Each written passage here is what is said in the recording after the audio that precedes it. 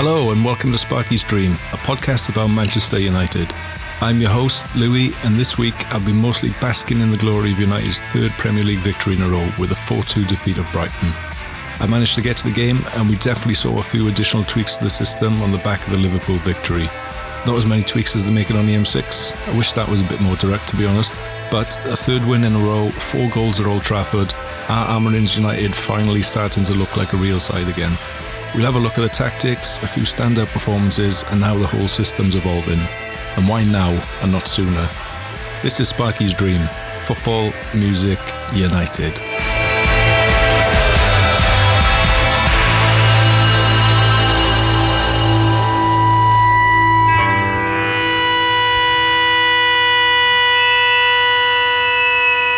Okay, so let's start with having a look at the way we set up, because I think we're beginning to see the work that they've been doing throughout the week slowly, finally starting to make an impact at what happens on the pitch.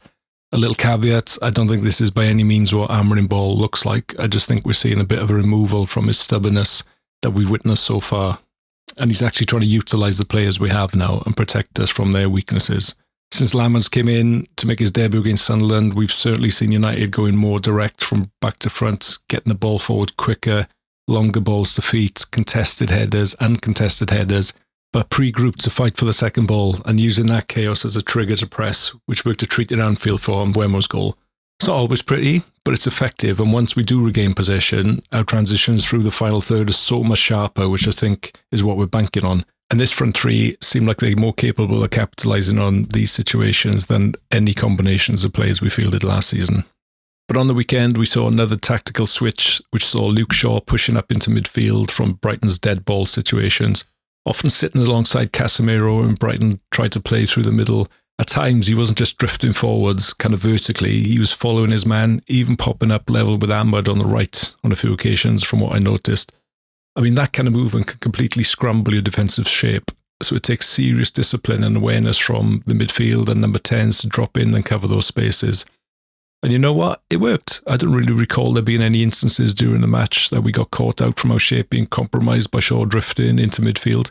I mean, that's testament to Mbeumo and Cunha in particular for sticking to the drill and having the discipline to not only hold the shape, but to compete for the ball when there's an opportunity to do so too.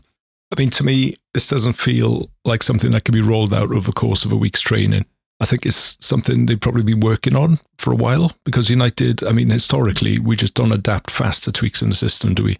Well, we never used to, but maybe now, like finally, we've got a few more football brains on the pitch. Matthijs de Ligt, absolutely brilliant work from him again. He's become a monster this season. I kind of noticed on 2 occasions, he followed his man right to the edge of our box when Brighton took goal kicks. On those occasions, I feel it was probably a bit more spontaneous thing compared to what Luke Shaw was doing, just letting him know that he's there before sprinting back into position once he'd negated the threat. I mean, he was the furthest man forward. That feels like a player and defensive structure full of confidence and communication. And I think we looked comfortable until we started making changes. So a few tweaks in recent weeks, nothing that's reinvented the wheel, and not a game plan that's going to win us the Premier League, I suggest. But let's be honest, something had to change. After Grimsby and Brentford, I for one was fuming. You know, imagine having the opportunity to manage Manchester United and refuse to evolve. I think that's where most of our frustrations stem from. But whether he's been working on these tweaks for a while and just needed more time on the training pitch to work them out, or whether he's been instructed from above, a la Wilcox to Ten Hag prior to the FA Cup final with City, who knows. But before this weekend, United was second in the league for expected goals, only behind Crystal Palace, who also play a 3-4-3. But Amorim's United, with a better understanding of the system, roles and better players in it, is finally starting to bear fruit. Okay, now let's talk about Matheus Cunha, because for me, that was his best game in a United shirt. He's looked a little off the pace at times this season. He has had an injury, so we'll give him the benefit of the doubt, I guess, but he looked up for this match from the off. I don't know, man, he's just got that swagger, hasn't he, when he's on form. Many have started alluding to the Cantona comparisons. I'm not really seeing it yet. I mean, Cantona walked through the door with an immediate aura, made an immediate impact, and gave the whole squad like an immediate lift. And that didn't really die down throughout his time with us. Cunha hasn't offered that yet. But if he has even half the impact Cantona had on that team, our club even, then this could be the player to have the biggest impact at pushing us forward and start taking some of the fucking burden off Bruno, who's been doing that single-handedly since he's arrived. But I'll give him this. Cunha just looks born to play on that stage. After this performance, he's most definitely up for the challenge, and his shoulders look broad enough to carry it through. I mean, you can see it in the way he moves. He glides, but has the strength and balance to keep players at arm's length too. Giggs had this uncanny knack of running with the ball, a defender on either shoulder, but for whatever reason, they weren't able to make a challenge or get anywhere near him before he crossed it, passed it, outrun them, etc. It used to fucking baffle me. Like, why wouldn't they just take him out? I mean, sometimes they would, but as if the defenders would like momentarily lose composure, and then by the time they regained it, it was too late. Cunha has a similar impact on the opposition. He can ride all those tackles, but can also physically fend off any challenges. And after that goal, I mean, which was a proper Cunha finish, wasn't it? We've seen loads of instances of him hitting the back of the net from there and off the left side too. But you could just feel lift across the team. They were buzzing for him. He'd had 25 shots in 9 games before this, so I guess he was due one. You could see the relief in his face. I think it's a bit harsh to call it a goal drought, just because there's so much more to his game. But he knows that he can contribute goals too, and obviously really wants to. But I mean, beyond the goal, his overall game was so impressive. He really led by example in this one. His discipline is sticking to his defensive responsibilities, and the tenacity in fighting for the ball and fending off challenges once he'd picked up the ball on the edge of our box. That just really lifts the crowd and relieves a lot of the pressure, and the crowd were really responsive to everything he did today. I was loving it. There was an instance just before he went off when Heaven and Doggy were already on the field, and he was just barking orders at them after Brighton had a bit of an attack down our left side and probably given a bit more space than they should have. He was showing them the defensive shape they needed to be in, probably confirming that he too was part of the defensive structure and to make allowances for the extra man. I loved that. That's exactly the type of player what Amorim's team needs, a front player whose willingness to be part of the defensive structure.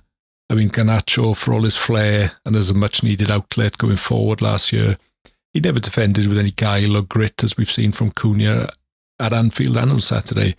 Garnacho and Rashford too were just seemingly numbers in the structure, weren't they? Just space blockers. Cunha gives you both the work rate and an end product, and Cunha feels like he's got a different mentality, a total winner's mindset. I mean, you don't get that every day. Well, Man United don't. Absolutely loved watching him. It's taken a few games, but the chemistry up top is slowly starting to sparkle. Sesko's link-up play with Mbeumo and Cunha is getting sharper, and he brings something different to what I think Højlund would have offered this squad. There's a fluidity and a looseness to it, compelled by his athleticism. Højlund I felt was very rigid and became pretty predictable. When his head was down in particular, he was sold to us as this big, athletic, strong forward, but Sesko actually is that, I think. And he doesn't need to be looking for contact all day to show it either. He's unpredictable and he's a problem for defenders. His positioning feels better and his first touch is far more consistent than Højlund's, which is definitely a requirement when you've got a couple of ballers interacting with you. Despite the relationships getting better in the final third, I think we're still seeing a compromise on what Amorim eventually wants to see in that final third.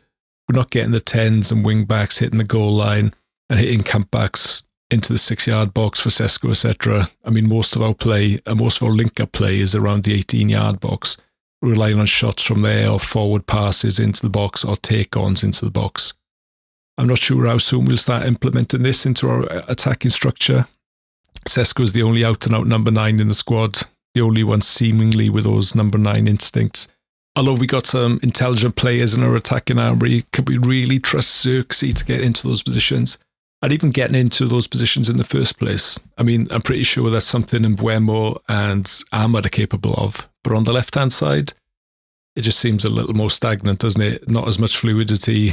Dorgu appears to have the physicality to get to the byline, but his end product currently leaves a lot to be desired. And he can't do that while sitting on the bench either. Overall, though, I do think that he's an upgrade, both technically and physically, although we haven't seen impressive numbers as of yet from Sesko. I think our attacking threat should be seen as functioning as a whole rather than breaking down the sum of its parts. And in that respect, we've got a pretty healthy glow to us at the minute, I think. More chances, more shots, and Sesko is definitely playing his part in that. You can see him growing into a genuine focal point for this side. I've got to give some praise to Lamens too. He's been solid, no drama, no circus, just steady Eddie goalkeeping. You forget how calming that can be until you've lived through a few seasons of chaos. Interestingly, though, the team's tactics have changed since he came in and made his debut against Sunderland. That's when we've noticeably became far more direct. I'm not sure the reasoning behind this. He seems pretty assured with both feet. We haven't really seen him deal with any high-pressure closing down situations yet. Maybe this is part of the plan. Just don't expose him to any of that. Not at the minute, anyway. Not that he won't be able to deal with it, though. But just keep as much traffic away from our box as possible. Just keep him composed.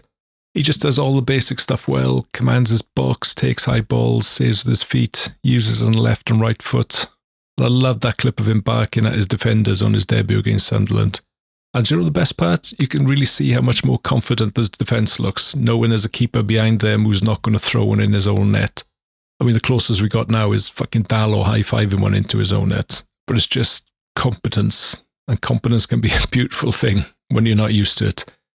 There was a bit of a question mark about the free kick, maybe. I was high up in the corner of the stand, so I was looking pretty much right across the goal line. So I couldn't tell what part of the goal he went in. At the time, I thought Welbeck must have hit a worldie to beat him from there, but after seeing the replays when I got home, I think he could have done a little bit better. But at the end of the day, it didn't cost us any points.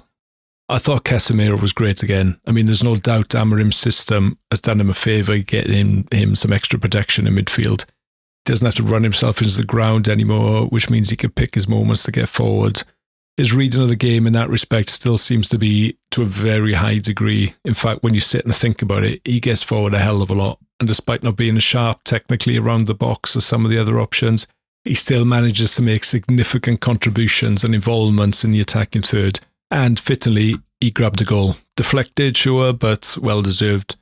His set-piece involvements are also second to none in both boxes. I mean, if inevitably his contract is not renewed next summer, then I really think we'll miss his aerial presence, as none of the names being linked as possible replacements seem to have that in their locker. But what's really interesting is the change when he went off. Kobbie Mainoo come on initially instead of Ugarte. That's something I've been wanting to see all season. I mean, I've no doubt Kobbie is capable of covering the same kind of distances that Casemiro does in a game. I know Casemiro's reading of the game kind of supplements his efficient ground coverage, but if Kobbie is asked to take up similar positions, surely he's able to adapt to that. I mean, Kobbie for me is a highly intelligent player, an almost generational talent. I mean, that's what we were all lauding him as when he was having that run in the team. We've seen those defensive instincts, the goal line clearance of Goodison, his tackle technique is solid too. One aspect we haven't seen much evidence of is his quick progressive passing, especially from deeper positions. But with the structure feeling a bit more secure and our build-up play starting further up the pitch, maybe we could finally afford to experiment a bit with that midfield triangle. Kobbie deeper, Bruno floating, and Cunha dropping and linking ahead of them.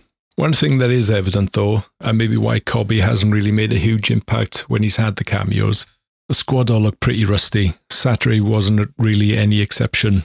When the subs started to come on, the levels dropped, both physically and through the shape and structure, and we gave Brighton an opportunity to get something out of the game which they weren't entitled to. And it's not criticism, just a reminder of where we are squad-wise, I guess. It's absolutely incredible that we're nearly hitting November and Luke Shaw is still fit and available. He's had a few dodgy moments this season, but Saturday was his best game too, I felt. When he's fit and on it, he can be a real authority, and we've needed it. With injuries to Leacher, Heaven and Mazraoui this season, that back three wouldn't have been very stable if he hadn't been there either. It's great to see Heaven back. He looked typically composed, like he hadn't been missing at all, picking up an assist too. Really good cameo. Dogu deserves more minutes though, surely. I'm honestly not sure how Dallo keeps him out of the side, leadership group or not. Dogu surely needs a chance to play himself into a bit of form. We don't know how good this guy can be. Dallo, in contrast, has had a run of games where he's been poor on the left, on the right. I just don't think he's an option to be considered unless of injury. He can't get to the byline or put any meaningful crosses in from deeper areas. Even his defensive capabilities are wavering. I mean, he's the reason Casemiro got booked at Anfield. Dallo ignores the overlapping runner, puts it back on his right foot and just smashes it straight into the first man, leaving our whole left-hand side open for the counter. Where the left-hand side may still be a little bit work in progress, on the right, I think we're seeing more and more evidence that Mbeumo and Ahmed are really starting to understand each other's game. I know they can both impact the shape of this team. There are still moments where they're a little too close together or too far apart, but the intent is there, the awareness, the intelligence, the dynamics. They're both selfless footballers, willing to put a shift in. You don't notice as much on the TV, but live, you do notice the effort that goes into getting the team back into shape. after making one of those long busting runs after another. Both of these guys seem to do that all day. I mean, technically, they're both elite. It seems like Mbeumo beat his man with the first touch from the keeper about 100 times during this match. Put that into comparison to last year. I mean, how many promising moments were squandered by a poor first touch or the initial pass going astray? Feels like the ceiling has definitely risen from a technical point of view. And Mbeumo's brace was textbook. The first, a classic cut-in finish, similarly to Cunha's, really. A finish that seems very familiar when you think of the type of goals they score. And the second, that kind of blistering run into space deep into injury time. And he was rewarded with an opportunity after an outrageous read and dummy from Bruno. And I fucking loved that he smashed into the back of the net too. Ahmad, look, even when he's beaten by an attacker, his willingness to defend and recover is huge for this system. We know he's capable of providing these big moments going forward, and there are times when he's going to get caught out of possession or get beaten at the back post. But that's the trade-off, right? And that's the balance. He's the antidote to himself. That sounds a bit harsh because generally I think he's been great at covering his defence. But now he's got an actual baller to go forwards with and cause chaos too. The one concern, of course, is AFCON. And Mbeumo, Ahmad and Mazraoui will all be missing during that stretch, just as we hit the FA Cup and mid-season grind. That's a whole right-hand side. How do we handle that? I mean, it's a real concern considering how little we create down our left-hand side. Maybe Shea Lacey gets some minutes if he can keep fit.